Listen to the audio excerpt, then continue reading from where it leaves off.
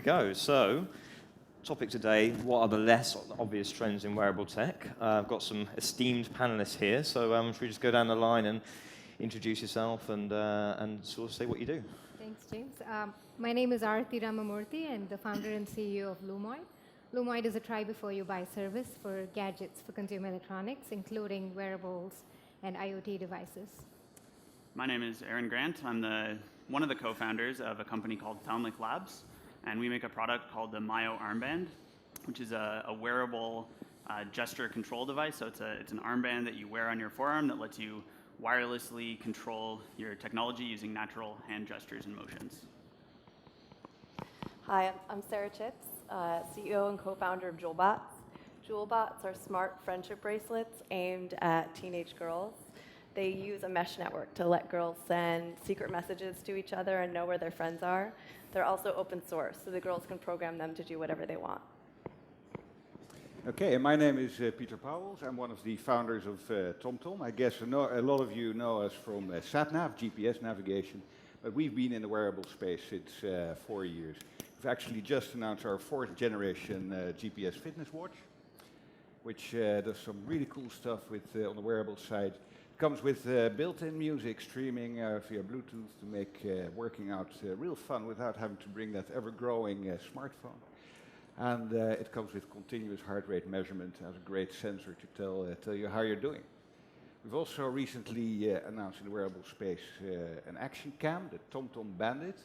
And it's the first 4K self-editing action camera out there. You do the action, immediately after that you have a great movie that you can share. So we are all about removing friction and bringing fun to this space. Great. So let's get right down to it. Trends in wearables. We've seen straps and colors, and we've been through the whole range of customization, but what are the real trends that are going to make a difference that people may not be so familiar with? Arti? I think, so we started out end of last year, early this year, into wearables, that category of things. So we are a try-before-you-buy service, which means we send out all types or most kinds of wearable devices that's in the market, US only.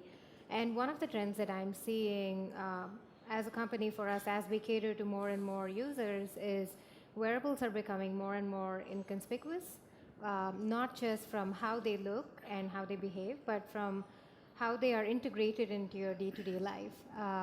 You used to have, you would wear a band that was specific for fitness trackers or did one thing or two things at best, and now you have watches that they look like a watch and they do everything else. The Mayo, the gesture control, you're seeing that where it's a part of your day-to-day life and it helps you solve specific problems without conspicuously being a wearable. Same with JewelBots, it looks like something that you'd want to wear. It's like a bracelet, but it does much more than that. And so that's one of the biggest trends that I'm seeing, where it's really inconspicuous. Have you seen much interest in the sort of trend of analog watches with the tech sort of built in? Is that sort of resonating with your customers? I think it's just starting out. We saw a huge interest that surfaced because of in Mobile World Congress last year and this year. We saw a few watches that came out that looked a lot like analog watches, but tried to do much more. I think it's still got a little ways to go to become usable from a smartwatch side of things. I think it looks really beautiful, but it's not as functional as it should be. And I think it's just getting started. It's very nascent, and it's going to get there. Aaron, what have you found that sort of resonating with people as you're sort of out there talking to people? Yeah, so one of the things that we think a lot about at Thalmic Labs is how can we improve the ways in which humans and technology interact. And this is a really interesting question to think about in the context of wearables, just because you're not going to interact with a wearable device on your arm with a mouse and keyboard. And so I think a lot of the trends that we're going to see in terms of wearables and the way in which they evolve is going to be based around how can we interact with those wearables more easily? How can we make them more useful by, like you said, having them kind of integrated into our day-to-day lives even more? And then also in the case of something like the Mayo armband, how can we use wearable devices to more efficiently and easily interact with the digital world around us? So I think what we're And this might be more of a trend that I think we'll start to see over the next few years rather than what we're necessarily seeing already.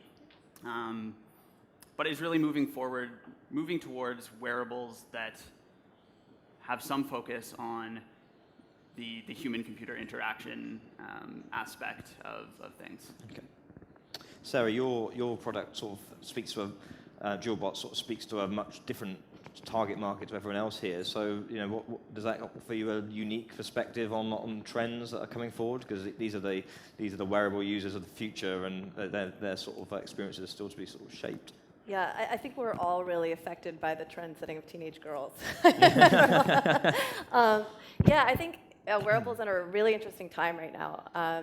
When movies first came out, people used to go to movie theaters to watch horses run backwards, or they'd go and watch hundreds of people coming out of a factory because they'd never seen anything like that in their lives. And finally movies came out, and that's what we experience now. And when Coke first came out, doctors were prescribing it, which is really ill-advised now. It's super popular. So I think wearables is experiencing a similar renaissance where, when they first came out, everything was a fitness tracker that just had an accelerometer. And now so many different things are coming out. I know when we go to schools, especially the more affluent schools in the US, we see girls wearing Fitbits, or they'll be wearing a Jawbone Up. And we'll be like, oh, did you work out a lot today? Or how are your steps going? And they look at us and they're like, and we're like, oh, do you try to get your best record or whatever? And they still look at us like blank. And we're like, well, why are you wearing a Jawbone Up? And they're just like, I don't know, it's a wearable, it's cool. So I think it's really interesting, reaching other markets and exploring what we could do with wearables. It's actually an interesting point, too. I have known a bunch of people who wear smartwatches, and even if it's dead in the morning, they'll put it on and continue to wear it throughout the day, often for days at a time without charging it. That's great. Peter, what have you found? Because obviously you guys have been in the fitness space for a while now, and with trackers and GPS. So what's next? What are you going to surprise us with? Well, I think if you look at an important on the stream of what we'll see happening is much better analysis of all the data that's being generated. The amount of sensors that we are wearing in our proximity or on our body or in our cars, and actually kind of what we have. It's the amount of data that's generating is now becoming so much. And we're still looking at user experiences that are being brought to the market today that look at the data in a fairly one-dimensional way. And there's the opportunity to look at different data sources, different sensor data sources from different devices. And to bring in also more context by looking, for example, at your agenda and possibly at whatever you're doing with apps on your mobile phone. And to fuse that data, bring more context, look at it in a multidimensional way, cross-referencing data, and trying to find more meaning so that we can start asking ourselves questions at a higher level of abstraction. So it's not, do I do enough steps in a day, but am I really fit? Sticking with you, Peter, sort of after TomTom Spark is one of its main sensors is heart rate, and that's been a big trend over 2015. Heart rate coming to a lot of different wearables now. What's next after heart rate? Are there other biometrics that are worth tracking that can add to our sort of daily picture, or does it sort of stop at heart rate?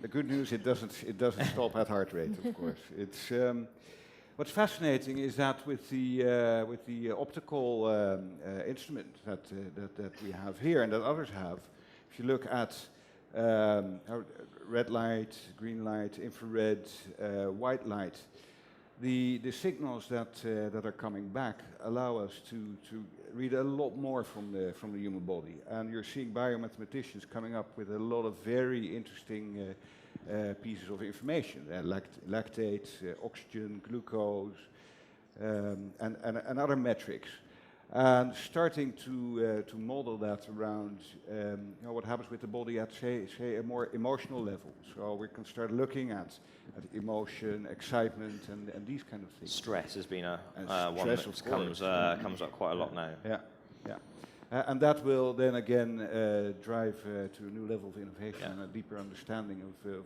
what we're doing with that technology.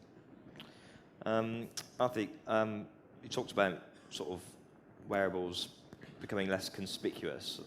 Do you think we're going to see a rise of invisibles coming? Do people want the functionality without the form, do you think? Or do you think there'll always be a place for things to look good? Both. I think it really depends on the context and what you're trying to measure. One thing that we were saying is fitness trackers no longer look like fitness trackers. Yeah. They look like, everything like a bracelet or a band that you would wear otherwise. You wear a smartwatch, it tells you the time, but it also does much more than that. And then you're going to find specific use cases, like Peter was just mentioning. It goes beyond the heart rate monitor, but those, I think, could be a part of the clothing that you're wearing or things that you would measure maybe a few times a day, but you don't need to have it on at all times kind of thing. You would wear it, but not all the time. We do things like blood pressure monitor today, which do that. You don't need to be measuring blood pressure at any time all the time. But when you do want it, and there is a huge category set of people who are interested in that, then in that case, we have it available. A lot of sort of wearable themes come back to sports quite a lot. You mentioned a load of sort of health and well-being biometrics there. Sarah, you also that's been a very clear use case in wearables so far, health and fitness. You're talking to people or an audience where that is just, as you've mentioned, isn't just not on their radar whatsoever. How are you communicating benefits to people, and how are you reaching outside of sort of early adopters? Yeah. Well, for us, I mean, we didn't. The original functionality we came up with, JewelBots, was we were going to make a bracelet, and girls could change the color to match their clothes every day, because I thought that sounded great. And so we go to schools all the time to talk to girls, and when we started doing that, they would be like, "That sounds really stupid. I would never do that." Okay. So we talked to them for a while about what was important to them, So the functionality we ended up with is stuff that they've thought of.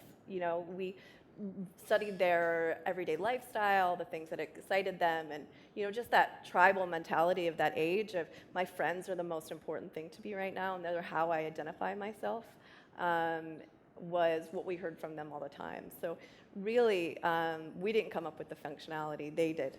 And so that's how we're doing it, because we're not building it for ourselves. We're building it, I was a 12-year-old girl, but it's a long time ago. So I don't really trust my instincts here. Coding's a big part of what you're doing as well, isn't it? Is that is that an easy sell for to be better at coding to that sort of audience? Do they get on board with that? Or? It's really interesting, actually. In the beginning, no. In fact, I anticipated never to be, but they're getting a lot of education in school that this part of their lives is really important. So what I'm starting to hear from them is, wow, this is really neat and a really great way for me to learn this. We're trying to model ourselves after Minecraft, where Minecraft was something awesome and huge that lots of kids got really into. It's also open source, so you have all these 8-year-old, tiny server admins out there, because they want to do this, that host their own worlds for their friends. So we're not leading with the coding part to the kids, because it's very possible they won't, but we just want to make it possible so that many of them do. Yeah. Aaron, how are you finding sort of getting beyond the early adopter? Because your sensor, that is quite a niche product at the moment, isn't it? So you're obviously talking to people in niche industries. How are you sort of preparing for the sort of release? Yeah, so there's a few kind of things that we've done. The first one has just been opening the product up to not just developers, but early adopters of all kinds. Yeah. So what we found when we launched the Myo armband was that there were a lot of people out there who had a use case in mind. There's some software they used or some hardware device that they wanted to control, and we obviously didn't have the resources to go and build support for all of those things. But the problem was a lot of those people weren't coders. They didn't, they weren't going to go and crack open Xcode and start writing an iPhone app. So what we did was made a bunch of tools to make it really easy for them to just kind of point and click and map the output of the Myo armband to things like mouse and keyboard commands, or in the music space, things like MIDI commands. Yeah. So if you're a DJ and you don't know anything about coding, you probably know how to use MIDI. You probably have some synthesizers set up. Maybe you have it, if you're Armin van Buuren, you have it hooked up to your whole crazy effects setup. Yeah. But you can use that really easily to take the Myo armband and integrate it into all this existing stuff. And it's by looking at those applications that people have been using it for that we've kind of been able to say, okay, something like presentations, something like using it in the home when you're sitting on your couch and you want to control Netflix. These are things that people are starting to use it for, and we can then go as a company and make those experiences even better. And that's kind of the way that we've approached that. Peter, what we still got to get right? As a wearables industry, do we still have to perfect? So for me, there are two things that are really staring me in the face when I think about that question. And so one of them is, whilst I'm really impressed by what Sarah is doing with coming something that's really new and understanding how, in this case, the girls really love to have it. I think if we're looking at going for, say, beyond early adopters and addressing really the rest of the world, we need to understand they're not like everyone is in this room who is perfectly willing to slap on all kind of devices onto their body, but more conventional people. And that means that I think that if you look at what we're doing with sensors and bringing them onto the body and into our daily lives, we need to think about how we can bring them into the stuff that people are already used to, so clothing, apparel, accessories, glasses, earpieces, and whatever you have. So in a way, start to make them more and more invisible and less conspicuous. We can't force fashion on the whole globe. Then another important thing is that kind of goes hand in hand. In order to make that happen, we need to solve battery lifetime. So I'm very excited about some of the newer battery technologies that are coming along, and around about a number of initiatives around ambient energy harvesting that will really make those changes happen. Arthur, smart straps, that's been a big trend. Apple even getting involved in that. Is that something you think customers get on board with? I think so. I think there's always going to be a target audience for smart straps. I think it's nascent, but it's going to. What do you think are the main sort of use cases for smart straps? Battery tech. Probably, yeah. I mean, one thing that wearables today, they're doing a reasonably better job, but there's still the form meets function aspect that's still not there yet. It looks really beautiful, but it's not super functional, and vice versa. It's super functional, but looks really ugly. And so getting them to talk to each other, form meeting function, I think that's where things like smart straps, like battery charger and built, bunch of items. I just saw the TomTom watch there, and having the GPS receiver right at the front, I think it's a great idea. Just things like that. Great. Well, thanks, guys, for taking the time to chat to us today, and thank you very much. Thank you.